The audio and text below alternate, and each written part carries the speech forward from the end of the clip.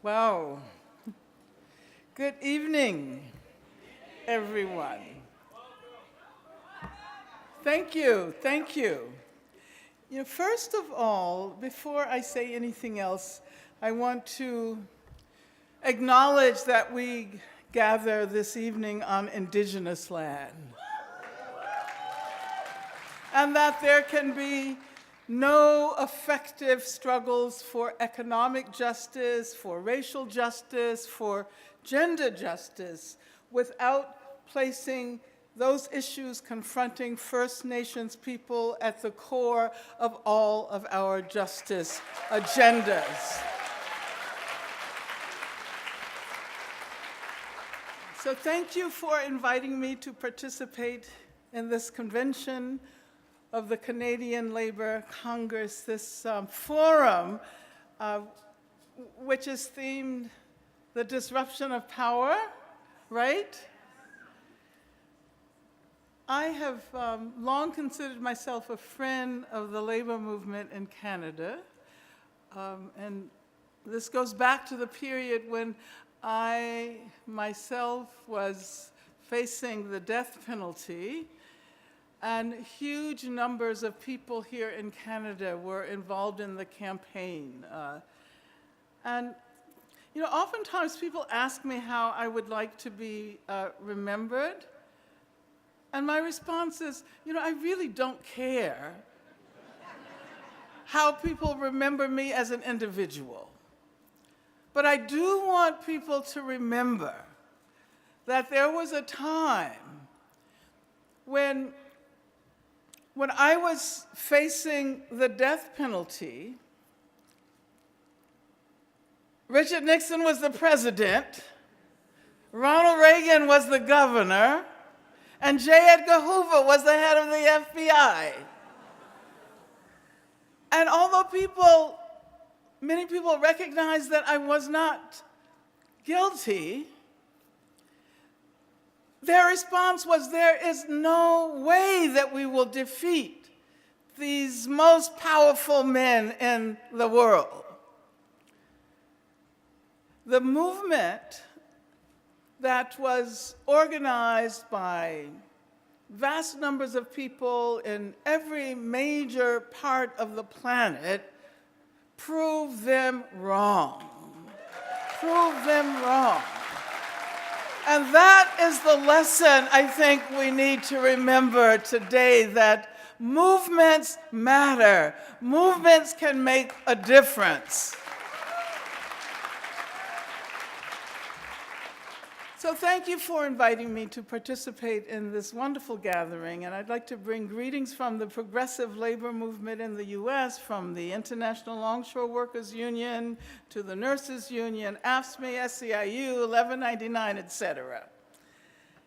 And of course, for those of you who have been following the elections in France, as Hassan Youssef pointed out, we can be very happy that Marine Le Pen was soundly defeated.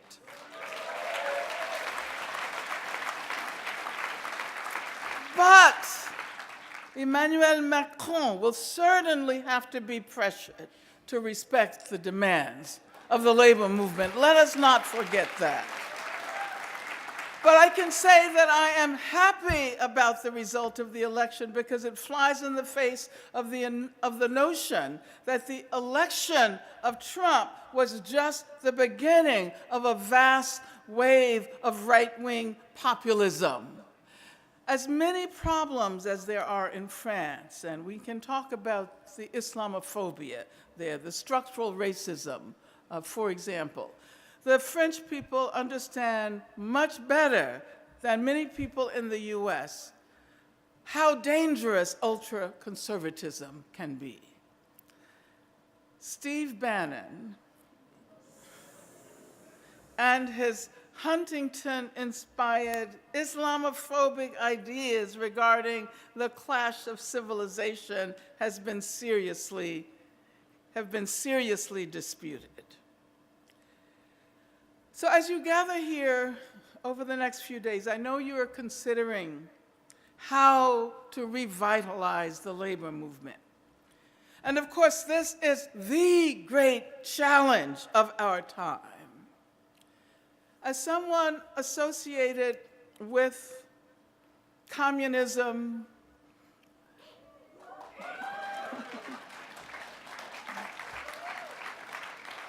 I lost my first job because I was a communist. I had been invited to teach Marxism in the philosophy department and got fired because I was a communist. But as someone who, for the vast majority of my life, has been associated with communism and labor, as someone who recognizes that nothing happens in our worlds without the contributions of working people, I realize that there is no progressive future, certainly no radical future without the working class. Workers render everything possible, literally everything. At the same time, I think we have to acknowledge that historically the working class has often declared its unity even as it has engaged in practices of exclusion vis-à-vis black workers and workers of color, vis-à-vis women workers, especially women of color. But this is a very important historical era. Despite what we see in the United States, and despite the misogynist actions of Donald Trump, this is a historical era when women are on the rise. Women are on the rise.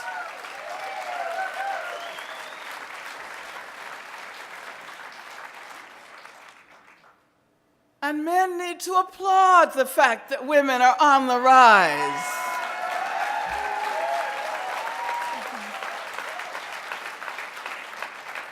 Look at our movements. Women are in leadership, black women, women of color, queer women. There is a reason why women are on the rise. When people have been marginalized for so long, it is inevitable that there will come a time when they demand recognition.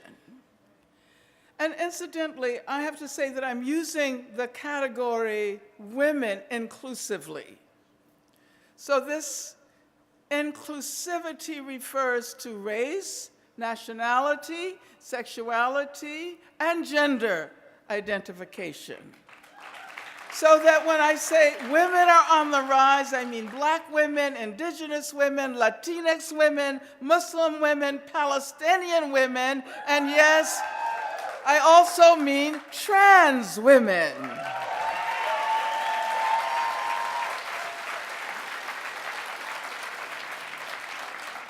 And this was the message of the Women's March on Washington that took place the day after Donald Trump was inaugurated. And, sometimes we hold these great demonstrations and then we forget about them. And I like the way John Berger, who's a cultural theorist, activist, who died not long ago, and he talks about demonstrations as rehearsals for revolution. Rehearsals for revolution. Because it is in those moments when we all come together, when we experience this intense collective consciousness, when we become aware of the possibilities of the future. And even though the demonstration may only last a day or several hours, we have to retain a memory of that moment. And that Women's March in Washington, I never expected to feel so moved by it. It was absolutely incredible. And I understand there was a march here, and there was a March on Washington here in Toronto as well, and all over the world. Today, the labor movement is transforming.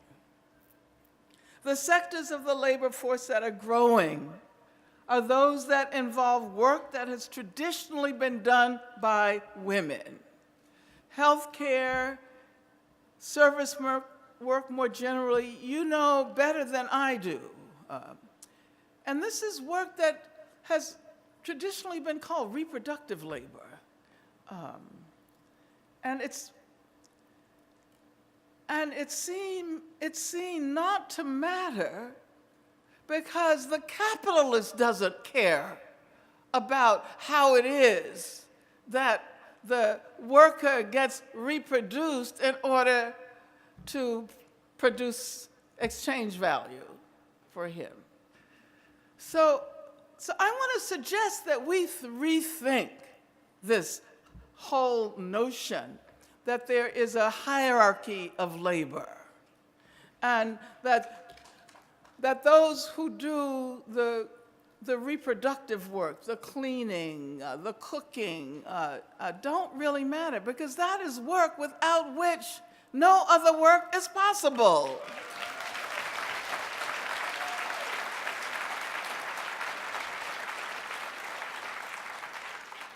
And of course, because it is low-wage labor, it is related to other forms of low-wage labor. And you're familiar with the fight for 15, right?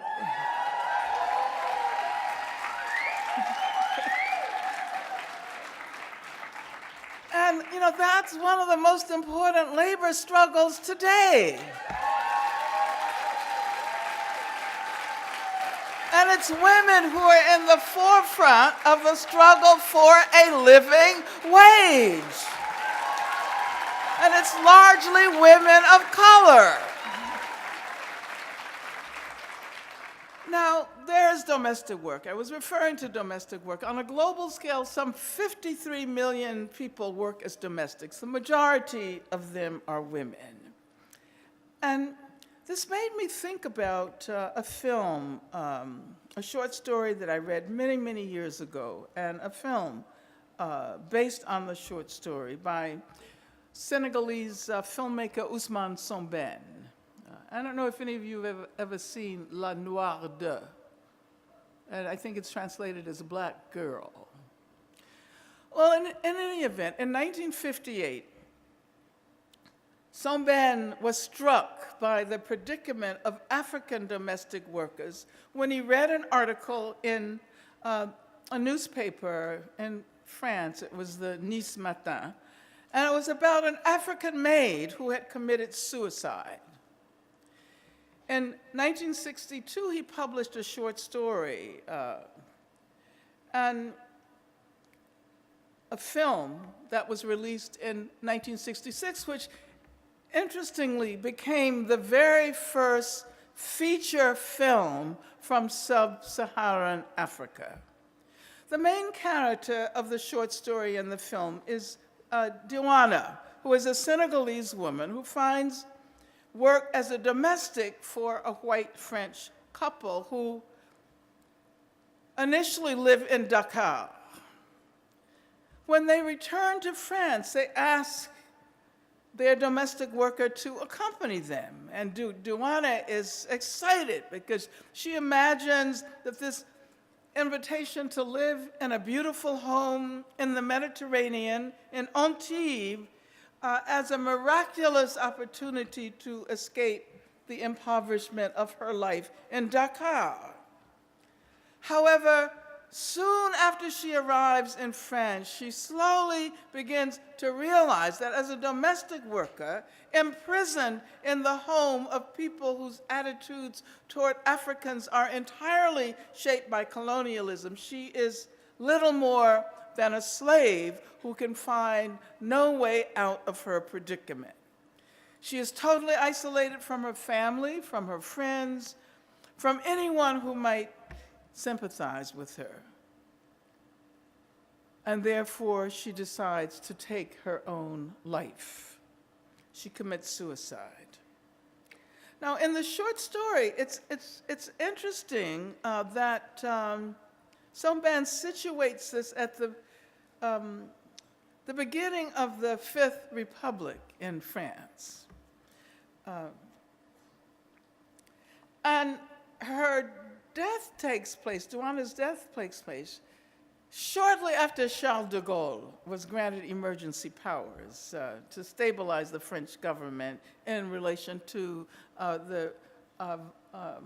Algeria and the collapse of the Fourth Republic. So the opening paragraph of the short story goes like this: neither the destiny of the Republic nor the future of Algeria or the territories under colonial rule was on the mind of those who were on the beach at Antibes. Now, what I'm trying to suggest is the connectedness. We often think about issues, particularly regarding women and domestic workers, as unrelated to any larger questions. But there were other consequential historical events that took place around that time, because 2.5 years before the African Maid's 1958 suicide, on which Somban based the short story in the film, the bus boycott in Montgomery, Alabama, for which Rosa Parks' courageous action served as a catalyst, the boycott that catapulted Martin Luther King to fame, had come to a triumphant end. Now, what is the connection between the suicide of an African woman domestic worker in France and the success of the Montgomery bus boycott, which dramatically demonstrated that Black people in the US were prepared to struggle for justice and full equality?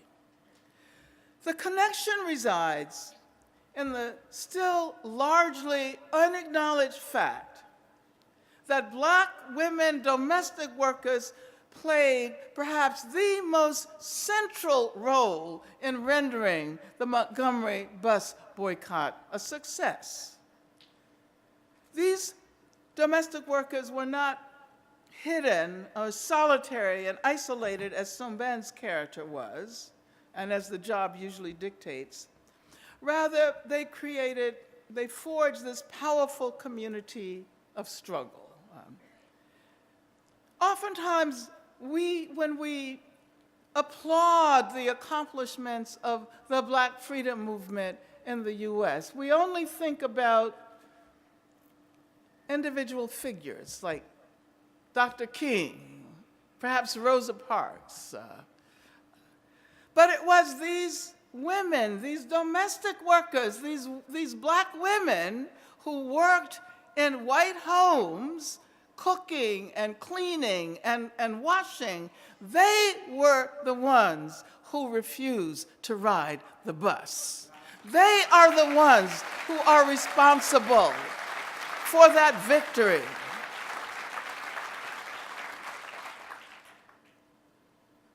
And if we look at the fact that by the middle of the 20th century, more than half of all Black women workers were domestic workers. And as a matter of fact, almost every Black person of my generation has family links to domestic work as one of the many ways in which slavery tried to reinvent itself. I can speak about the fact that my mother would not have been able to attend high school or college had not she worked as a domestic.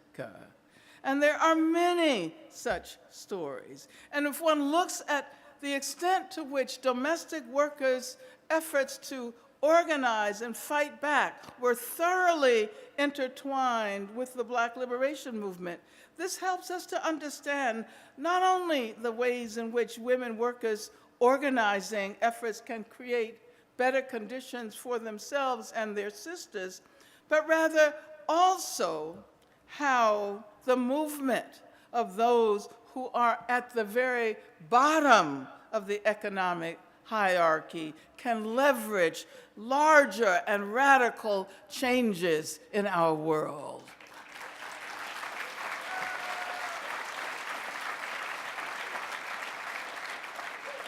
This was not the feminism that Hillary Clinton was referring to. Hers was a glass ceiling feminism. And as I've said on many occasions, she was only interested in penetrating the ceiling, which means that she was already way up at the top.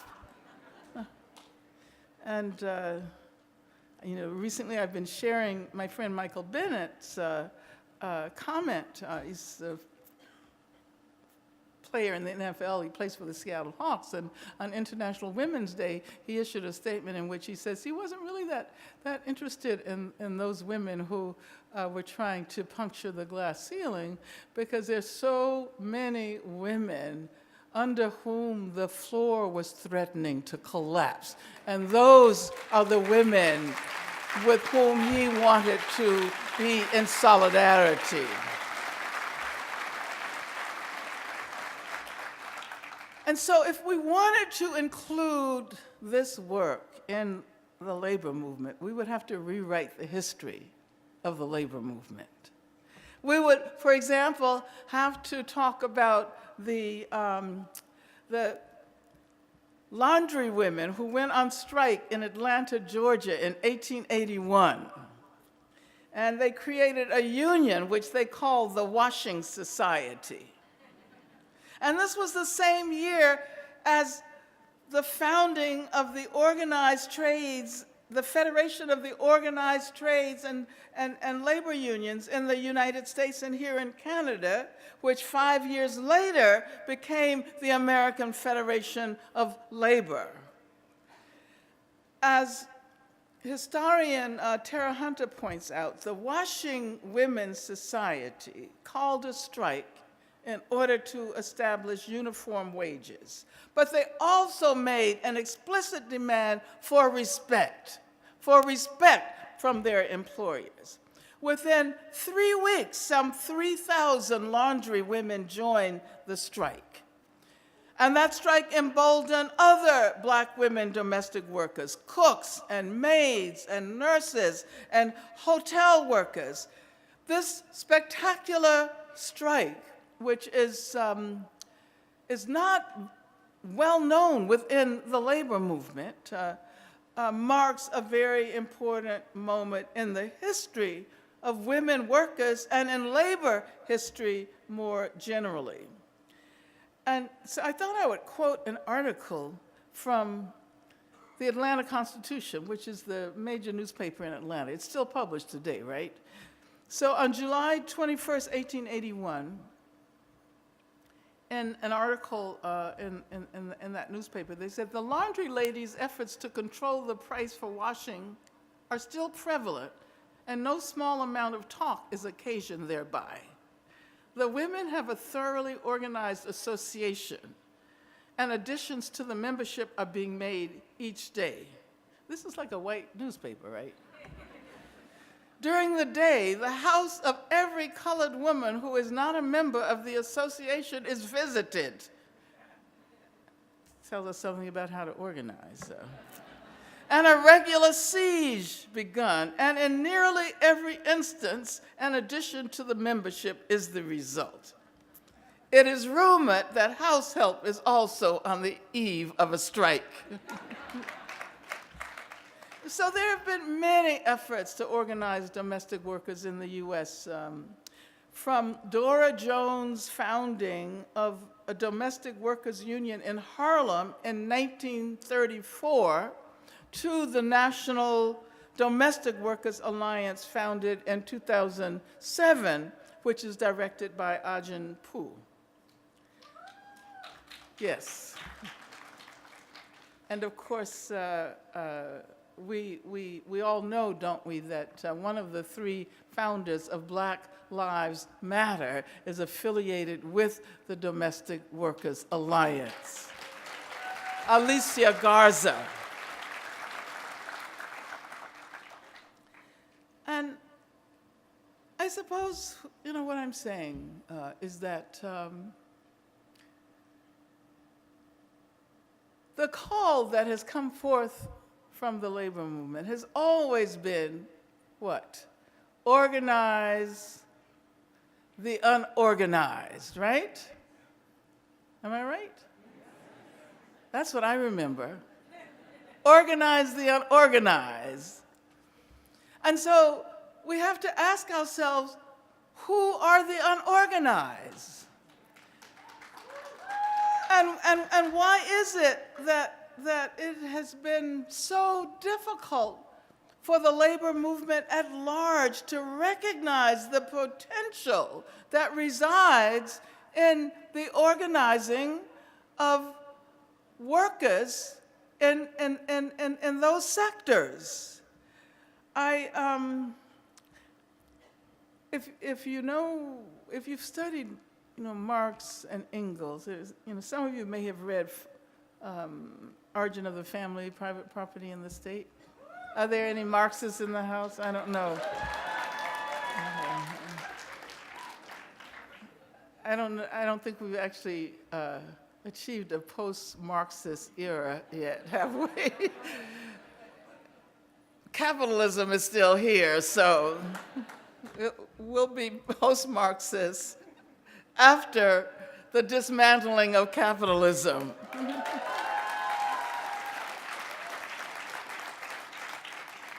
But I was just recalling that we used to say over and over again that, and this is the argument that Engels made in Origin of the Family, Private Property in the State, that the incorporation of women into the labor force would be the key to women's imagination, to women's emancipation, which is also about imagination. Emancipation is, we must imagine emancipation in order to move in that direction. But we should also be concerned about structurally incorporating jobs that are seen to be outside of the labor movement into the labor movement.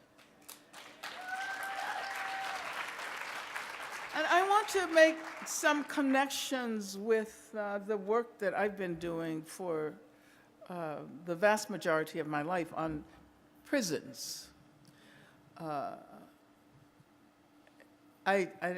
don't know whether I would have understood if someone had told me when I was a teenager doing work to free political prisoners that I would spend almost the entirety of my life, working around prison issues. Because at that time it was seen to be marginal. And now we're recognizing with our analysis of the prison industrial complex how central punishment is to particularly this period of global capitalism. And if we have time, we can talk about that more in length. But I specifically want to point out that just as we don't consider women's work, many people who are very passionate about prison issues fail to recognize how important it is to look at women in prison. And again, when I say women, I'm being inclusive. Remember that. Women's prisons were introduced in the US in the 1870s. And they were represented as reformatories, places where women criminals could be rehabilitated. And it's interesting because initially when the penitentiary is invented, when imprisonment as punishment arises, it becomes, and it was considered to be progressive, right? And the penitentiary becomes a place to fashion citizens, a place of rehabilitation, But this is primarily for men, because women aren't considered citizens anyway. Not even white women, really. And so in 1970, the feminist reformers argue that women can be rehabilitated as well. Because up until that time, women were generally thrown into the basements of men's prisons and treated horrendously. But the argument was that as men were supposed to become better citizens as a result of the rehabilitation in the penitentiary, women were supposed to be rehabilitated into being better wives and mothers. And so that is the role that the women's prison plays initially. Better wives and mothers. But for poor women, and especially black women and women of color, this meant rehabilitation by learning the skills of domestic work. Because around this time, there was this notion of the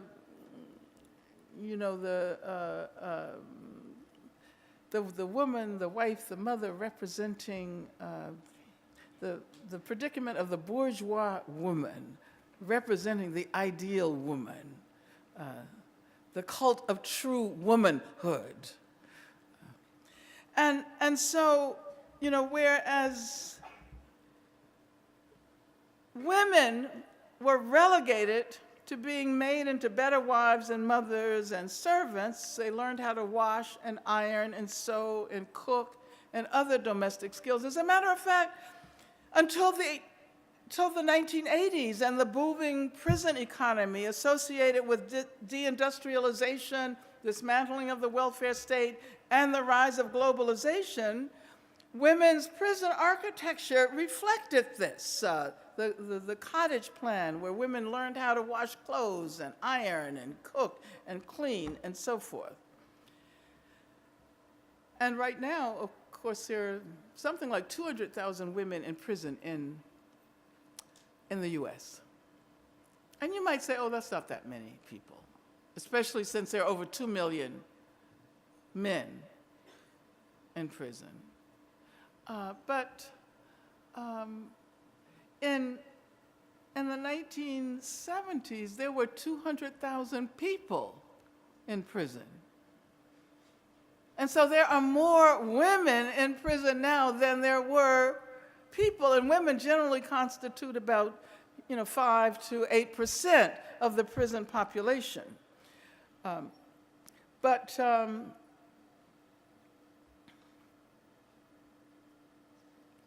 if we think about a massive scale, the scale of the planet, women in prison in the US constitute about 1/3 of all women in prison in the entire world. Talking about mass incarceration.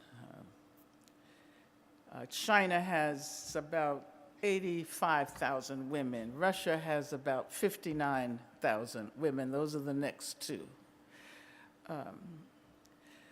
So it's really impossible to understand the dynamics behind the rapid growth of the prison population for both women and men without considering the impact of structural racism and the profit-generating role of the prison industrial complex. It is only now, this recent period, that, at least in the US, I don't know about here in Canada, people are recognizing that there is a problem, that there is a crisis. I don't know, what about here? Yeah?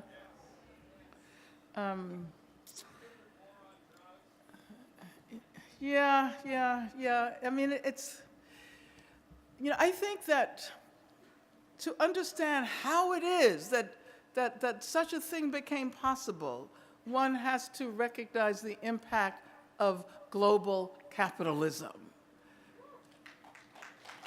The massive numbers of people in prison, including women in prison, have a great deal to do with the shifts of capital into profitable sectors, the migration of corporations to other parts of the world where the labor movement is not well organized.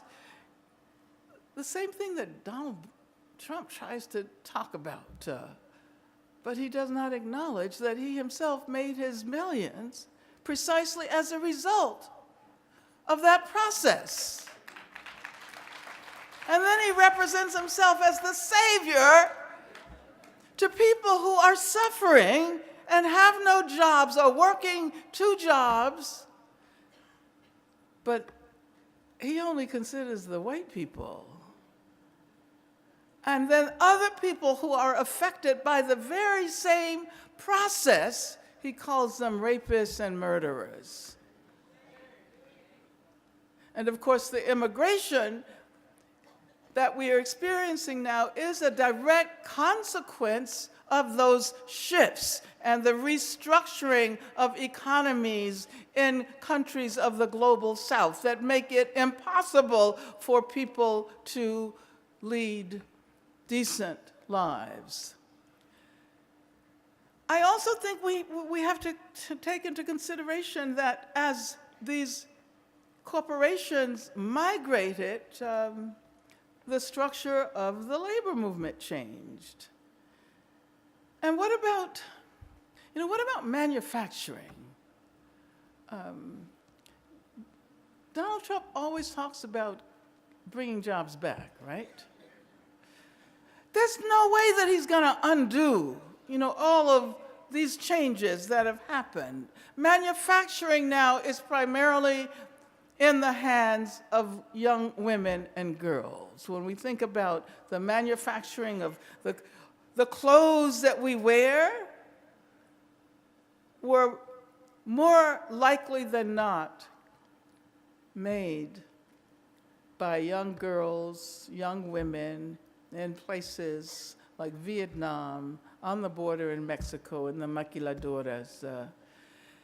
And if we're going to make the labor movement really relevant again, we have to acknowledge these structural shifts.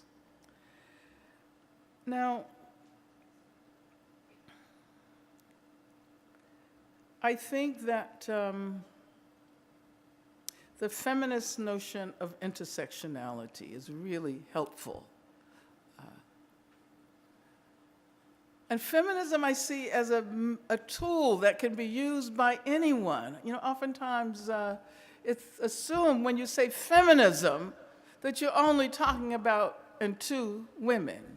This is the problem with Hillary Clinton. She has this narrow notion of feminism. And it's an obsolete feminism. It's a middle-class feminism. It's a white bourgeois feminism, which is what we used to call it. But the feminism that I'm referring to is an anti-racist feminism. It's a feminism that's grounded in Marxism and that acknowledges the centrality of the working class. And this is a feminism that can be helpful to men and women alike. And I use both gender categories inclusively. Let me put it that way. The great challenge of this period is to build a movement. And I know you here in Canada don't want to see Donald Trump last longer than 1 term. We in the United States don't even want him to last the 1 term.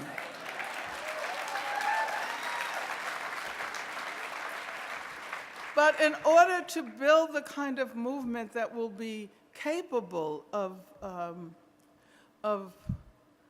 booting him out in one way or another, we need a richer, more complex consciousness, collective working class consciousness. We need to acknowledge, for example, that the labor movement has to take up such issues as sexual violence.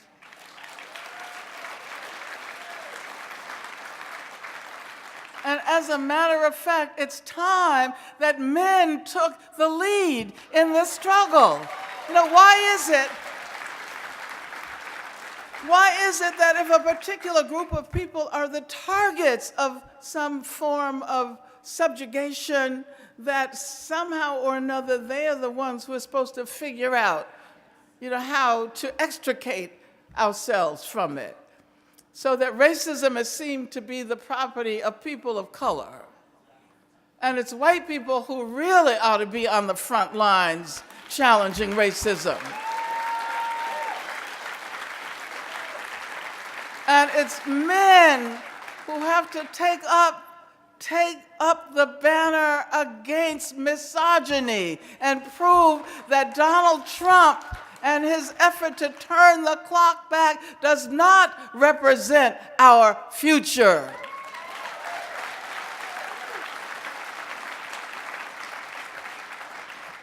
The great challenges of the 21st century, I say in conclusion, are to recognize the extent to which the racism emanating from slavery and colonialism continue to influence contemporary socioeconomic developments, especially with respect to women. And therefore, to simultaneously forge strategies that will allow us to finally begin the long-delayed process of purging our societies of the still active vestiges of colonialism and slavery. Thank you very much.